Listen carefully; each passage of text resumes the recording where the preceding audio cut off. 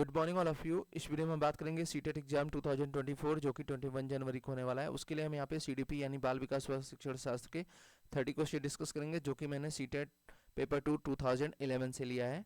ये पेपर 2 और पेपर 1 दोनों के लिए इंपॉर्टेंट है। आप पेडागोजी या सीटेट का जो पैटर्न रहता है वो बाल विकास का लगभग सेम ही रहता है, थोड़ा सा पेपर 2 में टफ हो रहता है। अगर आप थोड़ा सा टफ लेवल करेंगे तो पेपर 1 के लिए तो और आसान हो जाता है। ठीक है, तो आइए चलते हैं, पहला क्वेश्चन देखते हैं। पहला क्वेश्चन दिया गया, बच्चे के विकास के सिद्धांतों को समझना शिक्षक की सहायता करता है। यानी कि बच्चे के विकास के सिद्धांत जो होते हैं, अगर टीचर समझता है कि क्या होते हैं, उसके बारे में अगर अच्छे से जानता है, तो उस बेसिस पे बोल रहे हैं कि उसमें टीचर की क्या हेल्प होती है।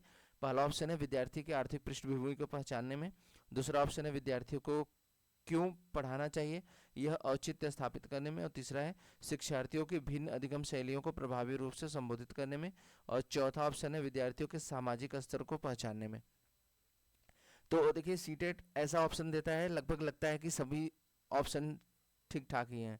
मतलब ऐसा ऐसा यहाँ पे कहीं लग रहा है कि मतलब कोई एकदम गलत आंसर है। लगभग थोड़ा बहुत तो आंसर सभी ठीक है, लेकिन यहाँ पे सबसे बेस्ट ऑप्शन हमें ढूंढना रहता है। ठीक है, तो पहला ऑप्शन देखेंगे, विद्यार्थी की आर्थिक पृष्ठभूमि, मतलब बच्चे की फाइनेंशियल से कोई बहुत ज़्यादा इंपॉर्टेंट नहीं, आर्थिक स्थिति उसकी कैसी है, तो ये आप निगेटिव में ले सकते हैं, मतलब ये ऑप्शन नहीं होगा। ठीक है, फिर अगला है शिक्षार्थियों को क्यों पढ़ाना चाहिए। अरे भाई, क्यों पढ़ाने का मतलब यहाँ पे नहीं है, तो ये भी गलत हो जाएगा। यानी कि बच्चे को क्यों पढ़ाना चाहिए, भाई पढ़ाना है, ये तो शिक्षा अधिकार है, मूल अधिकार है बच्चों का, तो ये तो बिल्कुल आपको पढ़ाना चाहिए, इसके बारे में भी नहीं सोचना है। तीसरा है शिक्षार्थियों को भिन्न अधिगम शैलियों को प्रभावी रूप से संबोधित करने में, तो ये थोड़ा बेस्ट ऑप्शन लग रहा है मुझे। और शिक्षार्थी के सामाजिक स्तर को पहचानने में, यहाँ पे सामाजिक का कोई ज़्यादा इंपॉर्टेंट नहीं है, तो जब सबसे बेस्ट ऑप्शन है आपका, वो आपका थर्ड हो जाएगा। क्योंकि शिक्षार्थियों के भिन्न अधिगम शैली, मतलब विद्यार्थी कैसे कैसे सीखते हैं। अधिगम का मतलब क्या होता है, सीखना। तो यहाँ पे विद्यार्थी, याद रखिएगा ये सब टर्म का मतलब आपको पता होना चाहिए। जैसे अधिगम शैली का मतलब सिखाने की जो तरीके हैं वो प्रभावी रूप से संबोधित करने में, मतलब कि जैसे जो बच्चे के विकास का सिद्धांत है, टीचर अगर अच्छे से समझ लेता है तो बच्चों को समझाने के लिए वो भिन्न भिन्न अधिगम शैलियों का प्रभावी रूप से संबोधन कर सकता है, यानी कि बता सकता है बच्चों को। क्लियर है, तो इस तरीके से अगर आप समझ के क्वेश्चन को करेंगे तो आपके पेडोलॉजी, जैसे एक क्वेश्चन कर रहे हैं आप, तो ये जान लीजिए कम से कम 10 से 20 क्वेश्चन के बराबर है। मतलब इस पैटर्न का कोई भी समझ, पेडोलॉजी देखिए कोई भी टीचर आपके माइंड में सेट नहीं कर सकता या ना घुसा सकता है, ये आपको खुद मैनेजमेंट करना पड़ेगा, आपके माइंड को सोचना पड़ेगा। टीचर की तरह भी पढ़ा के बता दे, एग्जाम में तो आप ही बैठोगे ना, एग्जाम में डिसीजन आपको लेना है कि कौन सा बेस्ट ऑप्शन है। तो पैरालॉजी ऐसा पार्ट है, पैराग्राफ में मान सकता हूँ मैं कि वहाँ पे ग्रामर आती है या पैराग्राफ से ढूंढ के तो टीचर बता देता है तो आप सीख जाओगे। लेकिन यहाँ जो पैरालॉजी पार्ट है, ये इस तरीके से समझना है जैसे मैंने बताया है कि सबसे बेस्ट ऑप्शन ढूंढना है आपको। ठीक है, और ये चीज़ कोई टीचर या कोई अध्यापक मतलब बता सकता है किस तरीके, जैसे मैं ही बता रहा हूँ यहाँ पे कि इस तरीके से सोचना है, ये चीज़ मैं बता सकता हूँ, लेकिन जो आपका माइंड है ये भी ऐसा सोचना चाहिए। हम तो सोच ले रहे हैं या कोई टीचर ऐसा सोच ले रहा है, लेकिन आपको भी ऐसे ही सोच के आंसर देना है। ये चीज़ खुद से डेवलपमेंट करोगे अपने आप को, कैसे आएगी, अपने कॉन्सेप्ट को पढ़िए, पेडागोजी के कॉन्सेप्ट को पढ़िए, फिर उसके बाद क्वेश्चन जब बनाइए तो आराम से बनाइए, ज़्यादा भगने की जल्दी नहीं। अच्छा पहले का ये थर्ड है, फोर्थ है, इस तरीके से पहले समझिए क्या बोलने की कोशिश कर रहा है, फिर आप उसके आंसर दीजिए। क्लियर है, आइए नेक्स्ट क्वेश्चन पे चलते हैं। थोड़ा सा टाइम ज़्यादा ले लिया इस क्वेश्चन पे, कोई बात नहीं, लेकिन फिर भी आपको अगर इस तरीके से करेंगे तो आपके आंसर सही होने की पॉसिबिलिटी बहुत ही ज़्यादा रहेगी। सेकंड क्वेश्चन देखेंगे यहाँ पे, पुरुष स्त्रियों की अपेक्षा ज़्यादा बुद्धिमान होते हैं, यह कथन। अब देखिए पुरुष बोला गया है कि ये लिंग से क्वेश्चन है, लिंग से क्वेश्चन 1 2 100% आता है। ठीक है, तो यहाँ पे दिया गया पुरुष स्त्रियों की अपेक्षा ज़्यादा बुद्धिमान होते हैं, तो ऐसा है क्या, बिल्कुल नहीं है ऐसा। अब देखिए आप कहीं सोशल मीडिया पे देख रहे हैं कि पुरुष स्त्रियों की अपेक्षा ज़्यादा बुद्धिमान होते हैं, तो ये एक मिथ है, ऐसा नहीं है, बिल्कुल याद रखिएगा। ये जो आप यूट्यूब और सोशल मीडिया पे, इंस्टाग्राम या जितने भी सोशल मीडिया, ट्विटर, इन सब पे लड़कियों के बारे में दिखाया जाता है, उनका दिमाग नहीं होता, ये वो दुनिया भर की बातें होती हैं, तो ये एक मिथ है। माइंड ये मतलब कॉमेडी के तौर पे भी यूज़ कर लेते हैं लोग, और कुछ लोग मिथ, ये अगर कोई सीरियसली भी बोल रहा है तो ये मिथ है। ऐसा नहीं होता कि लड़कियां लड़कों से पढ़ने में या बुद्धिमानी में कमज़ोर होती हैं। तो जो सीटेट पूछता है ऑप्शन में सही हो सकता है, लैंगिक पूर्वाग्रह को प्रदर्शित करता है, बुद्धि के भिन्न पक्षों के लिए सही है और ये सभी सही हैं। तो यहाँ पे जो सेकंड का राइट आंसर होगा वो आपका सही हो सकता है। ये तो बिल्कुल नहीं है, क्योंकि ऐसा कुछ भी नहीं बताया जाता कि मतलब पेडागोजी, अगर आप चाइल्ड डेवलपमेंट एंड पेडागोजी पढ़ोगे तो उसमें ऐसा कुछ भी नहीं बताया जाता कि लड़कियां जो होती हैं वो कमज़ोर होती हैं लड़कों से, या बुद्धिमानी में भी बुद्धिमान अगर देखा जाए तो लड़कियां बुद्धिमान में कमज़ोर होती हैं लड़कों से, ऐसा कुछ भी नहीं है। ठीक है, फिर उसके बाद बुद्धि के भिन्न पक्षों को लिए सही है, ऐसा भी, ये भी गलत है आपका। और ये दो गलत हो गए तो ये तो बिल्कुल गलत हो जाएगा क्योंकि सभी बोला गया। तो सबसे बेस्ट ऑप्शन ये है कि लैंगिक पूर्वाग्रह को प्रदर्शित करता है। लैंगिक पूर्वाग्रह का मतलब कि लिंग को रिप्रेजेंट कर रहा है। ऐसा हमने मिथ बना रखा है कि लड़कियां जैसे कि कमज़ोर हैं बुद्धिमानी में, जैसे बोलते हैं ना कि लड़कियां मैथ्स में कमज़ोर होती हैं, ये मिथ है एक तरीके से। लोग बोलते हैं ना कि लड़के ज़्यादा अच्छे होते हैं, ऐसा बिल्कुल नहीं है, लड़कियां भी वैसी ही हैं। बस ये है कि पर्टिकुलर हर एक पर्सन की अलग अलग थिंकिंग होती है, अलग अलग सोच होती है, लेकिन हम ये नहीं बोल सकते कि लड़कियां यानी कि पुरुष स्त्रियों की अपेक्षा ज़्यादा बुद्धिमान होते हैं। क्लियर? आइए चलते हैं नेक्स्ट क्वेश्चन पे। तो इस तरीके से आप अगर समझ के करोगे तो आपके क्वेश्चन कभी भी गलत नहीं होंगे। क्लियर है? नेक्स्ट क्वेश्चन, इरफान खिलौनों को तोड़ता है और उसके पुर्जों को देखने के लिए उन्हें अलग अलग कर देता है, तो आप क्या करेंगे? ठीक है, तो अब देखिए, इरफान खिलौनों को तोड़ देता है और उसके पुर्जों को देखने की कोशिश कर रहा है कि अंदर क्या है, क्या चीजें हैं। ठीक है, तो इस कंडीशन में आप क्या करेंगे? पहला ऑप्शन है उस पर हमेशा नजर रखेंगे कि क्या कर रहा है क्या नहीं। अब इतना पॉसिबल तो है नहीं कि दिन भर आप वही लेके बैठे रहेंगे, तो ये तो बिल्कुल गलत हो गया। उसके जिज्ञासु स्वभाव को प्रोत्साहित करेंगे और उसकी ऊर्जा को सही दिशा में संचित करेंगे। ये थोड़ा बेटर ऑप्शन लग रहा है मुझे, मतलब।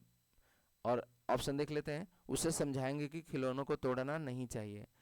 अब देखिए, जनरली अगर देखा जाए एक पर्सन की सिंपल, अगर एक परिवार में देखा जाए तो कोई बच्चा खिलौना तोड़ता है तो माता पिता क्या बोलते हैं, या भाई बहन जो भी बड़े रहेंगे बोलेंगे कि मतलब खिलौनों को नहीं तोड़ना चाहिए, इसे खेलो बस। तो यहाँ पे सीटेड है, सीटेड में ऐसा नहीं बोला। बेसिक कॉन्सेप्ट यहाँ पे ये नहीं है कि बच्चा अगर कुछ चीज़ें तोड़ फोड़ के देख रहा है तो यहाँ पे बस आप कहेंगे कि खिलौना नहीं तोड़ना चाहिए। तो आपके अकॉर्डिंग तो ये सी वाला ऑप्शन हो जाएगा, कुछ समझाएंगे कि खिलौने को नहीं तोड़ना चाहिए, मतलब कि आप उसके जिज्ञासा के स्वभाव को, यानी कि जो जानने की कोशिश कर रहा है उसको खत्म करने की कोशिश कर रहे हैं। ठीक है, तो ये वाला ऑप्शन आपके अकॉर्डिंग तो सही होगा कि खिलौनों को नहीं तोड़ना चाहिए। अगर कोई सिंपल वे में सोचेगा तो भाई बोलेगा सिंपल कि बच्चों को क्या बोलोगे आप, घर में कोई बच्चा तोड़ रहा है बोलेंगे खिलौनों का नहीं तोड़ना चाहिए। तो ये भी, ये आपका सही नहीं होता, ये गलत हो जाएगा। ठीक है, इरफान को खिलौनों से कभी भी नहीं खेलने देंगे, मतलब खिलौने के लिए क्या मना कर देंगे, तो ऐसा तो है नहीं, तो ये भी गलत हो जाएगा। तो सबसे बेस्ट ऑप्शन आपका सेकेंड है, उसके जिज्ञासु स्वभाव को प्रोत्साहित करेंगे, मतलब जो जानने की कोशिश कर रहा है। हाँ, ये बात है कि उसकी ऊर्जा को सही दिशा में संचालित करेंगे, यानी कि सही दिशा का, यानी कि जैसे खिलौना है, अगर वो जानने की कोशिश कर रहा है तो उसको जानने देंगे, लेकिन अगर हर बार ऐसा नहीं करने के लिए, मतलब जरूरी नहीं है कि मतलब वो तोड़े ही उस चीज को। आप उसकी जिज्ञासु स्वभाव है तो उसके अलग अलग एक्टिविटी करा के उसे इन सब चीज़ों के बारे में बता सकते हैं या सिखा सकते हैं, या उसे खुद सीखने के लिए प्रोत्साहित कर सकते हैं। ठीक है, तो ये ऑप्शन जो है आपका सबसे बेस्ट होगा। क्लियर है? नेक्स्ट क्वेश्चन, नेक्स्ट में दिया गया है कि क्रिस्टीना अपनी कक्षा के क्षेत्र भ्रमण पर ले जाती है, तो यानी कि रियल एजुकेशन है, मतलब यहाँ पे वो जाके दिखा लेके बच्चों को जैसे ले जा रही है और बाहर दिखा रही है, और वापस आने पर विद्यार्थियों के साथ भ्रमण पर चर्चा करती है। मतलब बच्चे जैसे घूमने गए, वहाँ के बारे में जाना, दिखा, सब कुछ समझा, रियल में वहाँ जा गए तो ज़्यादा बेटर तरीका होता है, सबसे अच्छा ये माना जाता है। यह की ओर संकेत करता है, किस चीज़ के लिए रिप्रेजेंट करता है? सीखने के लिए आकलन, आकलन के लिए सीखना, और आकलन का सीखना, और सीखने का आकलन। तो ये क्वेश्चन बहुत ही ज़्यादा कंफ्यूजिंग है, बहुत दिक्कत करता है। तो यहाँ पे इसके ना आई थिंक बोर्ड की तरफ से दो आंसर भी कंफ्यूजन बन गया था यहाँ पे। तो यहाँ पे फोर्थ के लिए जो होता है, इसमें फर्स्ट ऑप्शन जो है बेस्ट है, मतलब फोर्थ का फर्स्ट, सीखने के लिए आकलन। लेकिन ये जो मतलब आपका इसमें अगर देखा जाए आंसर, सीखने का आकलन भी ये ऑप्शन हो सकता है यहाँ पे। ठीक है, तो अगर दोनों ऑप्शन है तो आप इसमें से देखा जाए तो सबसे ये वाला बाद में लगाइएगा। अगर ये दोनों ऑप्शन है तो पहले ये लगाइएगा, सीखने का आकलन। ठीक है, उसके बाद सीखने के लिए आकलन, ये लगभग ठीक ठाक है। इस क्वेश्चन में काफ़ी कन्फ्यूजन बन गया था, ठीक है। तो अगर ऑप्शन में है सीखने का आकलन तो ये आपका राइट आंसर होगा। अगर दोनों हैं तो एक आप लगा दीजिएगा। ऐसा तो नहीं है, सीटेट आप चेक करके ही देता है। ये पहले का पेपर है 2011 का, तो समझ सकते हैं काफ़ी गलतियाँ भी हो सकती है का क्वेश्चन में। तो इसमें जो बेस्ट ऑप्शन माना गया था फोर्थ माना गया था, या फर्स्ट भी ले सकते हैं। क्लियर है। नेक्स्ट क्वेश्चन है, प्रत्येक विद्यार्थी स्वयं में विशिष्ट है, इसका क्या अर्थ है? बिल्कुल प्रत्येक बच्चा, याद रखिएगा। चाहे अब आप कोई बच्चा कमजोर आता है तो आप उसे मानते हैं कि ये बेकार बच्चा है, ऐसा बिल्कुल नहीं मानना है सीटेट में। अगर आप ऐसा कुछ सोच के जा रहे हैं तो बिल्कुल ये क्वेश्चन गलत होने वाला है आपका, कि हर एक बच्चा स्वयं में विशिष्ट होता है। तो इसके बारे में आप क्या कहना चाहेंगे? पहला ऑप्शन है कि विद्यार्थी में न तो कोई समान विशेषताएं होती हैं और न ही उनके लक्ष्य समान होते हैं, तो ये बिल्कुल गलत हो गया, ठीक है। तो न लगा दिया है, मतलब कि कुछ भी नहीं विशेषताएं होती है, बिल्कुल होती है। हर एक बच्चे की अलग विशेषता होती है, वो स्वयं में विशिष्ट होता है। सेकेंड ऑप्शन, सभी विद्यार्थियों के लिए एक समान पाठचर्या संभव नहीं है। सभी विद्यार्थियों के लिए एक समान पाठचर्या संभव नहीं है, तो ये थोड़ा सा पाठचर्या बना सकते हैं सभी के लिए वैसे, लेकिन यहाँ पे स्वयं में विशिष्ट होने का मतलब नहीं है, तो ये भी गलत हो जाएगा। पहला तो गलत हो ही गया। इस तरीके से आप नेगेटिव करके ऑप्शन चूज करेंगे तो सबसे बेस्ट ऑप्शन होगा, याद रखिएगा। एक विषम रूपी कक्षा में विद्यार्थियों की क्षमताओं को विकसित करना असंभव है। तो एक विषम रूपी कक्षा में विद्यार्थियों की क्षमताओं को, विषम रूपी मतलब कि अलग अलग कक्षा में विषम रूपी। और फिर अगला है, कोई भी दो विद्यार्थी अपनी योग्यताओं, रुचियों और प्रतिभाओं में एक समान नहीं होते हैं। तो सबसे बेस्ट ऑप्शन यही कि हर एक बच्चा अलग अलग होता है, उनकी योग्यताएं, उनकी रुचियां और उसकी प्रतिभाओं के एक समान नहीं हो सकती। सब बच्चे की, मैंने बताया कि हर एक बच्चा विशिष्ट होता है, इसका मतलब होता है कि हर एक बच्चे में अपनी योग्यता होती है, रुचियां होती हैं और प्रतिभाएं होती है। मतलब अलग अलग बच्चा अलग अलग तरीके से सीखता, समझता और बोलता है, या फिर जो भी एक्टिविटी करता है। क्लियर है। नेक्स्ट क्वेश्चन है, बहुत ही प्यारा क्वेश्चन है, सृजनात्मकता उत्तरों के लिए आवश्यक है। सृजनात्मक का मतलब होता है ना कि अलग अलग डायरेक्शन में बच्चे जो सोचते हैं वो सृजनात्मक बच्चे होते हैं। जैसे एक क्वेश्चन पूछा जाएगा तो उसके बारे में बहुत ही अच्छे तरीके से आप विभिन्न माध्यमों से उसके आंसर दे सकें, तो ऐसी सृजनात्मक सोच के बारे में बताया जाता है, ठीक है। तो पहला ऑप्शन है विषय वस्तु पर आधारित प्रश्न, ऐसा नहीं है। मुक्त उत्तर वाले प्रश्न, और एक अत्यंत अनुशासित कक्षा, प्रत्यक्ष शिक्षण व प्रत्यक्ष प्रश्न। तो सिक्स्थ का राइट आंसर जो होगा मुक्त उत्तर वाले, यानी कि जैसे बोला जाए कि जैसे एक क्वेश्चन को पूछा जाए तो उसको समझने के लिए एक मेथड ना बता के अलग अलग, जैसे कोई क्वेश्चन है इसको कई तरीके से बताया जाए, 1 2 3, तो इस टाइम में बोला जाता है मुक्त उत्तर वाले प्रश्न होते हैं, जिनको अलग अलग तरीके से भी हम बना सकते हैं। जैसे बोला जाए कि किसका इंटू करने पे 12 आता है, तो 12 जैसे नंबर है तो इसको हम कई तरीके से बता सकते हैं। पहला 3 into 4 भी बता सकते हैं, दूसरा 6 into 2 भी बता सकते हैं, 4 into 3 भी बता सकते हैं, मतलब इनका रिस्प्रोकल भी कर सकते हैं, उल्टा भी बता सकते हैं, मतलब जैसे 2 into 16। फिर उसके बाद और भी है कोई, फिर उसके बाद 2 into 6 तो हो गया ये। तो इस तरीके से मतलब देखिए इसके 3 मेथड हो गए, मतलब 12 आएगा इंटू करने पे। तो ये सारी चीज़ें क्या होती हैं, जो है मुक्त उत्तर वाले प्रश्न होते हैं। क्लियर है। नेक्स्ट क्वेश्चन इसमें दिया गया है, शिक्षार्थियों को के लिए प्रोत्साहित नहीं करना चाहिए। नहीं पूछा गया है, याद रखेगा, निगेटिव में आंसर पूछा गया है। समूह कार्य में दूसरे विद्यार्थियों के साथ सक्रिय रूप से अंतःक्रिया करके अधिक से अधिक पाठ्य सहगामी क्रियाओं में हिस्सा लेने, शिक्षक को पूछ सकते हैं उन सभी प्रश्नों के उत्तर याद करने ये आ गया ना लर्न करने के लिए, तो ये तो बिल्कुल गलत, यही हमको लग रहा है सबसे बेस्ट होगा। कक्षा के अंदर और बाहर अधिक से अधिक प्रश्न पूछना, तो ये तो बहुत अच्छी बात होती है। और एक से अधिक पाठ्य सहगामी क्रियाओं में हिस्सा लेना, ये भी अच्छी बात होती है। समूह कार्य में दूसरे विद्यार्थियों के साथ सक्रिय रूप से अंतःक्रिया करने में, ये भी बेस्ट होता है कि बच्चा एक दूसरे में मिल करके सीखे, बातचीत करके। बातचीत करने का मतलब फालतू की बातें नहीं, मतलब किसी टॉपिक को लेकर बातचीत हो रही, पढ़ने लिखने से संबंधित। क्लियर है। तो यहाँ पे जब जो लर्न याद करने के लिए अगर कोई निगेटिव में ऑप्शन आ जाए, याद करने के लिए सीटेट में बिल्कुल मना किया जाता है।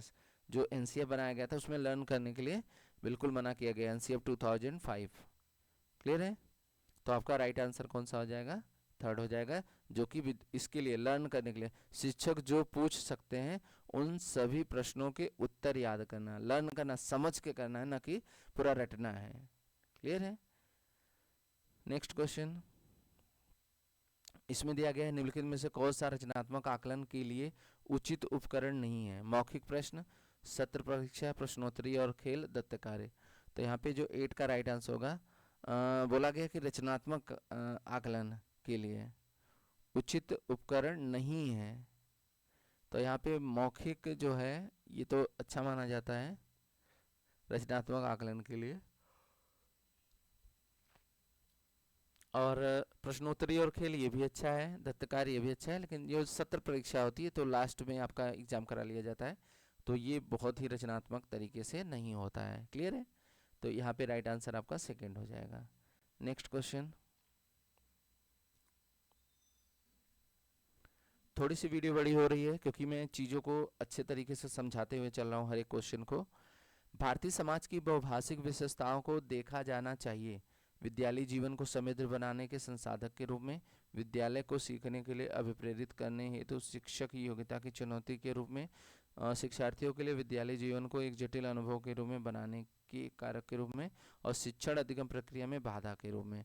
तो भारतीय समाज की बहुभाषिकता विशेषताओं को, जो बहुभाषिकता होता है वो शिक्षण अधिगम प्रक्रिया में बाधा के रूप में, तो ये तो बिल्कुल बाधा नहीं होती, ये सहायक होती है। ठीक है? तो हम यहाँ पे 9 का जो राइट आंसर लेंगे वो फर्स्ट वाला ही ज़्यादा। देखिए, विद्यालय जीवन को समृद्ध बनाने के संसाधन के रूप में, तो बहुभाषा एक संसाधन के रूप में ले सकते हैं, ये बेस्ट ऑप्शन होगा आपका। ठीक है? नेक्स्ट क्वेश्चन देखते हैं। इसमें दिया गया है कि विद्यार्थियों के सीखने में जो रिक्तियां रह जाती हैं उनके निदान के बाद, विद्यार्थियों के सीखने में जो रिक्तियां रह जाती हैं उनके निदान के बाद क्या करना चाहिए? सघन अभ्यास कार्य होना चाहिए, सभी पाठों को व्यवस्थित रूप से दोहराना चाहिए, विद्यार्थियों और अभिभावकों को उपलब्धि के विषय में बताना चाहिए, और समुचित उपचारात्मक कार्य होना चाहिए। ठीक है? तो 10 का यहाँ पे, जैसे विद्यार्थियों के सीखने में, जैसे बच्चे कुछ नहीं सीख पाते, खाली रह जाता है, में जो रिक्तियाँ रह जाती हैं, तो उसके लिए हमें समुचित उपचारात्मक कार्य यानी कि टीचर को अलग अलग चीज़ों से सोच करके बच्चों को समझाने की कोशिश करनी चाहिए, या अन्य तरीकों का प्रयोग करना चाहिए जिससे कि बच्चा अच्छे से समझ सके। ठीक है? चीज़ों को समझना है पहले, क्वेश्चन को, ऐसे नहीं कि बस आप प्रैक्टिस कर रहे हो तो देखा है बस ये सही है। चीज़ों को अच्छे से समझ के करेंगे तो बहुत ही ज़्यादा बेटर रहेगा। अगला है, सबसे अधिक गहन और जटिल समाजीकरण होता है। अधिक गहन और जटिल समाजीकरण, समाज में बच्चा कैसे सीखता है, कौन सी अवस्था होती है जिसमें सबसे ज़्यादा मतलब बहुत ही गहन और जटिल होता है? तो अब सबको पता है ये ऐसी अवस्था होती है। ऑप्शन पहले देख लेते हैं। किशोरावस्था के दौरान, पूर्व बाल्यावस्था के दौरान, प्रौढ़ावस्था के दौरान, व्यक्ति के पूरे जीवन में। तो यहाँ पे जो होता है किशोरावस्था, यानी कि जो लगभग 12 के बाद की एज होती है, और 18, 17, 18 या 20 तक मान के चलिए, ये जो होती है, मतलब इस समय बच्चा एक मतलब मान के चलिए कि इसे तूफान काल के नाम से भी जाना जाता है। इस समय बच्चे की डायरेक्शन, अगर आप बच्चे को सही डायरेक्शन में ले जाना चाहते हैं तो सही डायरेक्शन में जाएगा, अन्यथा वो बिगड़ जाएगा। आजकल क्या है, सोशल मीडिया है या डिफरेंट टाइप की एक्टिविटीज़ हैं, यूट्यूब है, इंस्टाग्राम या जो भी चीज़ें हैं, तो देखिए बच्चों को अपने संभाल के रखने चाहिए, क्योंकि आप फ़ोन तो दे रहे हैं बच्चे को, लेकिन बच्चा क्या कर रहा है उस फ़ोन में, इसका ध्यान रखना ज़रूरी है। बच्चों को ज़रूर चेक करना चाहिए कि बच्चा क्या कर रहा है, क्योंकि आजकल सोशल मीडिया पे हर तरीके की एक्टिविटी है। तो वही चीज़ है कि जो किशोरावस्था है, इस कंडीशन में बच्चा बिगड़ने का चांस ज़्यादा बच्चे के बिगड़ने का चांस ज़्यादा रहता है, क्योंकि अगर आप उसे संभालेंगे नहीं और तो फिर वो अगर सही डायरेक्शन में जा रहा है तब तो कोई बात नहीं, लेकिन अगर वो अलग यानी कि गलत डायरेक्शन में चला गया, किसी भी गलत डायरेक्शन में, यानी कि जैसे धूम्रपान करने लगा, गुटखा सिगरेट या डिफरेंट टाइप की एक्टिविटीज़, अगर ये सब चीज़ें, या सोशल मीडिया का तो मैंने बता रखा है कि इस टाइप की एक्टिविटी में अगर कोई फंसता है तो फिर बच्चा आपका, आप समझ नहीं पाओगे और वो बहुत ही गलत डायरेक्शन में चला जाएगा। ठीक है? तो ये जो होती है किशोरावस्था में बहुत ही खतरनाक स्टेज होती है, इसे मतलब तूफान काल के नाम से भी जाना जाता है। बच्चे को इस समय बहुत ही प्यार से डील करना होता है, क्योंकि वो बहुत जल्दी एक्साइटेड हो जाता है और गुस्सा करने लगता है अगर आप किसी चीज़ के लिए मना करते हैं। क्लियर है? तो इस कंडीशन में बच्चे को बहुत अच्छे तरीके से प्यार से समझाना चाहिए कि ऐसी एक्टिविटी ना करे या जो भी है। ठीक है। नेक्स्ट क्वेश्चन है आनुवंशिकता। आनुवंशिकता से भी एक दो क्वेश्चन फिक्स रहता है। आनुवंशिकता को डैश सामाजिक संरचना माना जाता है, गौण, गत्यात्मक, स्थिर, प्राथमिक। देखिए आनुवंशिकता का मतलब होता है माता पिता के थ्रू जो विरासत में मिलता है, यानी कि जीन ट्रांसफर होते हैं। जैसे कि आप पैदा हो रहे हैं या कोई बच्चा पैदा हो रहा है तो आपके माता पिता या दादा दादी के कुछ ना कुछ लक्षण ट्रांसफर होते हैं जीन्स के थ्रू, इसे बोलते हैं आनुवंशिकता, जिसे इंग्लिश में बोलते हैं हेरिडिटी। क्लियर है। तो ये जो होती है, जैसे कोई बच्चा पैदा हुआ तो ये बदलता नहीं है। जैसे जो भी लक्षण आएगा, जैसे चलने फिरने का, शरीर का, दिखने का, या भी माइंड का, जो भी चीज़ें ये फिक्स रहती हैं, यानी कि स्थिर रहती है, इसमें कोई बदलाव नहीं आता। लेकिन जो मतलब इन्वायरमेंटल है वो चेंजेस करा जा सकता है। ठीक है, तो ये आपका राइट आंसर हो जाएगा। फिर इसके बाद हम देखेंगे यहाँ पे पियाजे, ये तो फिक्स है, इनको बहुत अच्छे से पढ़िए। जीन पियाजे, वाइगॉत्स्की, कोहलर, ये सब ऐसे को हैं जिनका लगभग 3 से 4 5 क्वेश्चन मान के चलिए, पूरे अगर पेपर में देखा जाए तो 5 से 6 क्वेश्चन आपके 100% मिलेंगे ही मिलेंगे। अगला क्वेश्चन है पियाजे के अनुसार विकास की पहली अवस्था जन्म से लगभग 2 वर्ष आयु के दौरान बच्चा सबसे बेहतर सीखता है। पहला है निष्क्रिय, शब्दों को समझने के द्वारा, अमूर्त तरीके से चिंतन द्वारा, भाषा के नए अर्जित ज्ञान के अनुप्रयोग द्वारा, इंद्रियों के प्रयोग द्वारा। तो देखिए जन्म से 2 वर्ष बच्चा क्या होता है, अगर वो रोता है, भूख लगती है तो उससे क्या करता है, रोना स्टार्ट कर देता है। फिर या कुछ चीज़ है तो जैसे खिलौना रख दीजिए, कपड़े से ढक दीजिए, तो वो क्या करता है, उसे हाथ से हटा देता है कपड़े को और नीचे की वस्तु को निकाल लेता है अपने खिलौने के। इसे वस्त्र अस्थायित्व की अवस्था भी बोला जाता है, बहुत बार क्वेश्चन आया है। ठीक है, वस्त्र अस्थायित्व का मतलब यही होता है कि अगर आपका एकदम छोटा सा बच्चा है, जैसे 3 4 या 5 महीने 6 महीने का, तो उसके पास अगर खिलौना रख करके अगर वो खेल रहा है और उसका ले करके किसी कपड़े के नीचे ढक देंगे तो वो बच्चे को पता है कि तो वो कपड़ा हटा करके उस ऑब्जेक्ट को ले सकता है, यानी उस खिलौने को ले सकता है। तो इसे बोलते हैं इंद्रियों के प्रयोग द्वारा। कैसे सीखता है बच्चा, 0 से यानी जन्म से 2 वर्ष तक इंद्रियों के थ्रू। क्लियर है। अगर किसी जैसे छोटा बच्चा है तो उसकी माँ से अगर ले लिया जाए, अलग कर दिया जाए, तो क्या करता है, ऐसा थोड़ी भी बोलता है कि मुझे माँ के पास जाना है, तो अपनी इंद्रियों को प्रयोग करता है, या तो छटपटाता है या फिर रोना स्टार्ट कर देता है कि मुझे अपनी माँ के पास जाना है। क्लियर है। फिर इसके बाद है नेक्स्ट क्वेश्चन, निम्नलिखित में से कौन सा समझ के लिए शिक्षण को प्रदर्शित नहीं करता। पहला है नियम कैसे काम करता है और किसे स्पष्ट करने है तो उदाहरण उपलब्ध कराने के लिए विद्यार्थियों को पढ़ाना, समानता और अंतर देखने और सादृश्यता स्थापित करने के लिए विद्यार्थियों की सहायता करना, और तीसरा है विद्यार्थी को एकाकी तथ्यों और प्रक्रियाओं को याद करने के लिए योग्य बनाना। तो अब फिर देखिए लर्न करने की बात आ गई ना, जहाँ भी लर्न करने की बात आएगी वहीं पे बोला गया है कि निम्नलिखित में से कौन सा समझ के लिए शिक्षण को प्रदर्शित नहीं करता है। नहीं, निगेटिव में पूछा गया तो यही वाला ऑप्शन हो जाएगा। लर्न करने के लिए यानी रटने के लिए बिल्कुल मना किया जाता है। और चौथा ऑप्शन है परिघटना अवधारणा को अपने शब्दों में अभिव्यक्त करने के लिए विद्यार्थियों को कहना। ये तो बहुत अच्छी बात होती है कि बच्चा खुद से बोले या किसी भी एक्टिविटीज़ को बोल करके बताए। तो इसमें जो 14 का राइट आंसर होगा आपका, वो हो जाएगा आपका थर्ड। नेक्स्ट, कुछ की पॉइंट होते हैं, अगर आप उनको पकड़ के रखेंगे तो बहुत ही अच्छे तरीके से आंसर दे सकते हैं। क्लियर है। अगला है सीखने का वह सिद्धांत जो पूर्ण रूप से और केवल अवलोकनीय व्यवहार पर आधारित है। सीखने के सिद्धांत से संबंध है विकासवादी, रचनावादी, व्यवहारवादी, संज्ञानवादी। तो 15 का राइट आंसर होता है आपका। इसमें थोड़ा सा ऑप्शन मैंने टाइपिंग के टाइम गलती हो गई है, 1 2 यहाँ पे आ गया, 3 यहाँ पे, 4 यहाँ पे, तो थोड़ा सा ध्यान दीजिएगा। तो 15 का जो राइट आंसर होगा वो होगा व्यवहारवादी। क्लियर है।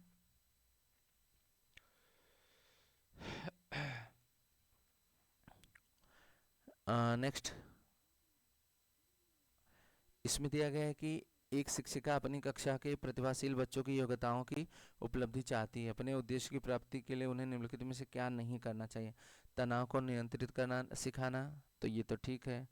विशेष ध्यान के लिए उन्हें उनके समकक्षियों से अलग करना है, तो ये तो गलत होता है। उनकी सृजनात्मकता को समृद्ध करने के लिए उन्हें चुनौती देना, ये तो आप सही है। यहाँ पे निगेटिव में आंसर पूछा गया, ध्यान रखिएगा। गैर शैक्षणिक गतिविधियों में आनंद लेना सिखाना, तो ये भी बहुत अच्छी बात है। तो जो है उन्हें समकक्षियों से अलग करना होता है, जो मतलब उन विद्यार्थियों से अलग करना जो उनके साथ पढ़ते हैं, ये बहुत गलत बात मानी जाती है। ऐसा नहीं करना चाहिए, चाहे बच्चा प्रतिभाशाली हो या कैसा भी हो। क्लियर है। तो यहाँ पे 16 का राइट आंसर आपका सेकंड हो जाएगा। नेक्स्ट क्वेश्चन देखेंगे। नेक्स्ट में दिया गया है कि छोटे विद्यार्थियों में निम्नलिखित में से कौन सा लक्षण पठन कठिनाई का नहीं है? पठन गति और प्रवाह में कठिनाई, शब्दों और विचारों को समझने में कठिनाई, सुसंगत गतिविधि में कठिनाई और वर्ण व शब्द पहचान में कठिनाई। तो 17 का जो राइट आंसर होगा आपका फर्स्ट हो जाएगा। लक्ष्य पठन कठिनाई का नहीं है, तो यह पठन गति और प्रवाह में कठिनाई, तो जिसे बच्चा पढ़ने की गति जो होती है स्लो है या कठिनाई हो रही है, तो इसे हम पठन कठिनाई का नहीं बोलेंगे। ठीक है, कौन सा लक्षण पठन कठिनाई का नहीं है? तो जैसे शब्दों विचारों को समझने में कठिनाई ये तो है, सुसंगत वर्तनी में कठिनाई ये भी है, वर्ण शब्द पहचान में कठिनाई ये भी है, लेकिन ये वाला अगर गति कम है, प्रवाह कम है, तो दिक्कत हो रही है, तो ये आपका पठन कठिनाई का नहीं माना जाता। नेक्स्ट क्वेश्चन है कि निम्नलिखित में से कौन सी विशेषता आंतरिक रूप से अभिप्रेरित बच्चों के लिए सही नहीं है? आंतरिक रूप से अभिप्रेरित मतलब इंटरनल मोटिवेशन की बात हो रही है। ठीक है, तो इसमें बोला है कि उन्हें कार्य करने में आनंद आता है, वे कार्य करते समय उच्च स्तरीय ऊर्जा को प्रदर्शित करते हैं, वे चुनौती भरे कार्यों को पसंद करते हैं, वे हमेशा सफल होते हैं। तो यहाँ पे जो 18 का राइट आंसर होगा वो फोर्थ होगा, वे हमेशा सफल होते हैं, ये जरूरी नहीं होता है। ठीक है, सही नहीं है, तो ये आपका राइट आंसर फोर्थ हो जाएगा। नेक्स्ट है, शिक्षार्थियों का आत्मनियमन की ओर संकेत करता है, विद्यार्थियों के व्यवहार के लिए विनिमय बनाना, विद्यार्थी निकाय द्वारा बनाए गए नियम विनिमय, स्व अनुशासन और नियंत्रण, अपने सीखने का स्वयं पर्यवेक्षण करने की उनकी योग्यता। तो 19 का जो राइट आंसर होगा वो फोर्थ हो जाएगा, अपने सीखने का स्वयं पर्यवेक्षण करने की उनकी योग्यता। नेक्स्ट, निम्नलिखित में से किस कथन को सीखने के लक्षण के रूप में नहीं माना जा सकता? सीखना कुछ ऐसी चीज है जो कुछ अनुभवों के परिणाम स्वरूप घटित होती है, व्यवहार का अध्ययन सीखना है, अनधिगम भी सीखने का एक हिस्सा है, सीखना एक प्रक्रिया है जो व्यवहार में मध्यस्थता करती है। तो यहाँ पे नहीं बोला गया है, याद रखेगा, नेगेटिव पूछा गया है। सीखना वह ऐसी चीज है जो कुछ अनुभवों के परिणाम स्वरूप घटित होती है। तो यहाँ पे देखा जाए व्यवहार का अध्ययन सीखना है, व्यवहार व्यवहार, तो ये आपका सीखने के लक्षण में नहीं आता है, तो यहाँ पे राइट आंसर सेकंड हो जाएगा। ठीक, अगला क्वेश्चन है, सिद्धांत के रूप में रचनावाद दुनिया के विषय में अपना दृष्टिकोण निर्मित करने के लिए शिक्षार्थी भूमिका पर बल देता है, सूचनाओं को याद करने और पुनः स्मरण करने द्वारा जांच करने पर बल देता है, तो और शिक्षक की प्रभुत्वशाली भूमिका पर बल देता है, अनुकरण की भूमिका पर केंद्रित है। तो 21 का जो राइट आंसर होगा वो फर्स्ट हो जाएगा, दुनिया के विषय में अपना दृष्टिकोण निर्मित करने में शिक्षार्थियों की भूमिका पर बल देता है। ठीक है, ये होता है सिद्धांत के रूप में रचनावाद। ये सब चीज़ें आएंगे तो आपको पता होनी चाहिए, नहीं तो ये क्वेश्चन बिल्कुल गलत ही होगा। सृजनात्मक विद्यार्थी वह है जो बहुत बुद्धिमान है, परीक्षा में हर बार अच्छे अंक प्राप्त करने के योग्य है, पार्श्व चिंतन और समस्या समाधान में अच्छा है, ड्राइंग और पेंटिंग में बहुत विलक्षण है। तो इसका राइट आंसर होगा कि बच्चा सृजनात्मक है तो वह पार्श्व चिंतन, लेटरल चिंतन और समस्या समाधान में अच्छा माना जाता है। ठीक है, तो 22 का आपका हो जाएगा थर्ड है। अगला क्वेश्चन है कि अवधारणाओं का विकास मुख्य रूप से का हिस्सा है, बौद्धिक विकास, शारीरिक विकास, सामाजिक और संवेगात्मक। तो अवधारणाओं का जो विकास होता है ये होता है आपका बौद्धिक विकास। नेक्स्ट, इसमें दिया गया है व्यक्तिगत शिक्षार्थी एक दूसरे से भिन्न होते हैं, विकास की दर, विकास का क्रम, विकास की सामान्य क्षमता, वृद्धि और विकास के सिद्धांत। तो 24 का राइट आंसर हो जाएगा, विकास की दर में व्यक्तिगत शिक्षार्थी एक दूसरे से भिन्न होते हैं। नेक्स्ट क्वेश्चन, इसमें दिया गया बच्चे के उचित विकास को सुनिश्चित करने के लिए उसका स्वस्थ शारीरिक विकास एक महत्वपूर्ण आवश्यकता। यह कथन गलत हो सकता है क्योंकि विकास नितांत व्यक्तिगत मामला है, सही है क्योंकि विकास क्रम में शारीरिक विकास सबसे पहले स्थान पर आता है, सही है क्योंकि शारीरिक विकास विकास के अन्य पक्षों के साथ अंतर संबंधित है। ये वाला जो है आपका राइट आंसर होगा, और यहाँ गलत है, तो गलत तो है ही नहीं, ये चीज़ गलत हो सकता है, ये भी गलत है। मतलब जो आपका राइट आंसर होगा यहाँ पे सही वाले में, ये आपका स्टैंड बच्चे उचित विकास को सुनिश्चित करने के लिए उसका स्वस्थ शारीरिक विकास एक महत्वपूर्ण आवश्यकता है। ये तो सही बात है ना, तो ये सही है, तो सही में 2 ऑप्शन है, लेकिन जो बेस्ट वाला ऑप्शन है वो थर्ड है। अगला क्वेश्चन है, मानव विकास कुछ विशेष सिद्धांतों पर आधारित है, निम्नलिखित में से कौन सा मानव विकास का सिद्धांत नहीं है? अनुक्रमिकता, सामान्य से विशिष्ट, प्रतिवत, निरंतरता। तो 26 का जो राइट आंसर होगा वो प्रतिवत जो है आपका मानव विकास की विशेषताओं के सिद्धांतों पर आधारित नहीं है। मानव विकास का सिद्धांत ये नहीं है। नेक्स्ट, इसमें दिया गया है कि निःशक्त बच्चों के लिए समेकित शिक्षा की केंद्रीय आयोजित योजना का उद्देश्य है में निःशक्त बच्चों को शैक्षिक अवसर उपलब्ध कराना, विशेष विद्यालयों, मुक्त विद्यालयों, ब्लाइंड रिलीफ एसोसिएशन के विद्यालयों, नियमित विद्यालयों। तो 27 का जो राइट आंसर होगा वो फोर्थ हो जाएगा। निःशक्त बच्चों के लिए समेकित शिक्षा यानी समावेशित शिक्षा की बात कर रहा है। तो समावेशित शिक्षा क्या बोलता है? बच्चा कैसा भी हो, वो सभी नियमित विद्यालय और जो बच्चे आ रहे हैं सबको एक साथ ही पढ़ाना है। ठीक है, इसमें क्या दिया गया है? निम्नलिखित में से कौन सा कथन सीखने के विषय में सही है? पहला है, सोखना उन वातावरण में प्रभावी होता है जो संज्ञात्मक रूप से सकारात्मक हो और शिक्षार्थियों को संतुष्ट करने वाला हो। दूसरा है, सीखने के लिए किसी भी चरण पर सीखना संवेगात्मक कारकों से प्रभावित नहीं होता। सीखना मूल रूप से सामाजिक क्रिया है और बच्चों द्वारा सीखी गई त्रुटियां वह संकेत कराती हैं कि किसी तरह का सीखना नहीं हुआ। तो यहाँ पे सीखने के विषय में सही कौन सा है? तो 28 का जो राइट आंसर होगा आपका ये हो जाएगा फर्स्ट। सीखना यहाँ पे सीखना उस वातावरण में प्रभावी होता है जो संवेगात्मक रूप से सकारात्मक हो और शिक्षार्थियों को संतुष्ट करने वाला हो। क्लियर है? एक चीज और ध्यान रखना, अगर किसी सीटेड में किसी भी क्वेश्चन का आंसर आपको नहीं पता है, एग्जाम की बात कर रहा हूँ मैं, तो उसमें जो सबसे बड़ा ऑप्शन रहेगा मैक्सिमम वही चांस रहता है 90% सही होने का। तो अगर नहीं पता है तो बोल रहा हूँ मैं, नहीं पता है तो वो क्वेश्चन नहीं आ रहा है तो सबसे बड़ा ऑप्शन आप चूज करोगे उस क्वेश्चन का। क्लियर है? आ रहा है तो बहुत अच्छी बात है। मूल्यांकन भी फिक्स है, सतत और व्यापक मूल्यांकन ये भी इम्पोर्टेंट है। मूल्यांकन का कौन सा मुख्य उद्देश्य होना चाहिए? शिक्षार्थी को उपलब्धि को मापना, ये तो बिल्कुल गलत होता है। 29 जो है उपलब्धि नहीं, उनको यह निर्णय लेना कि विद्यार्थी को अगली कक्षा में प्रोन्नत किया जाना, ऐसे उन्नति के लिए नहीं होता।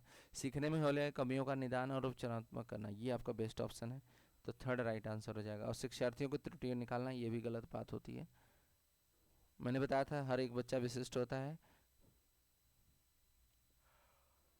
शिक्षार्थी को पहले सीख चुके हैं उनकी पुनरावृत्ति और प्रत्यास्मरण में शिक्षार्थियों को मदद करना महत्वपूर्ण है, क्योंकि नई जानकारी को पूर्व जानकारी से जोड़ने और सीखने में समृद्ध बनाता है। पूर्ण पाठों को दोहराने में एक प्रभावी तरीका है। यह शिक्षार्थियों की स्मृति को बढ़ाता है जिससे सीखना सुदृढ़ होता है। चौथा है, यह किसी भी कक्षा के निर्देशन के लिए सुविधाजनक और शुरुआत है। तो जो 30 है, 30 का राइट आंसर हो जाएगा फर्स्ट। नई जानकारी को पूर्व जानकारी में जोड़ना और सीखने को समृद्ध बनाना। तो ये थे आपके सीडीपी के पेपर 2 के 2011 में जो पेपर आया था उसके 30 क्वेश्चन आपको कैसा लगा? वीडियो पसंद आया तो लाइक करिएगा और चैनल को सब्सक्राइब करिए। Thank you for watching. भगवान करे आपका दिन शुभ हो। और इसके साथ साथ मैं बता दूं, आपको अगर 2019 दिसंबर और जुलाई का पेपर देखना हो तो डिस्क्रिप्शन जरूर चेक कर लीजिएगा। वहाँ पे मैं आपको सारी इन्फॉर्मेशन PDF के साथ, मतलब आपको वीडियो मिल जाएंगी, डिस्क्रिप्शन में लिंक दे रखा है। ठीक है? और किसी का सिलेबस डाउनलोड करना है तो आप टेलीग्राम लिंक जरूर ज्वाइन करिएगा, वहाँ पे आपको सारी इन्फॉर्मेशन और PDF दी जाती है। ठीक है? Thank you for watching. Have a good day.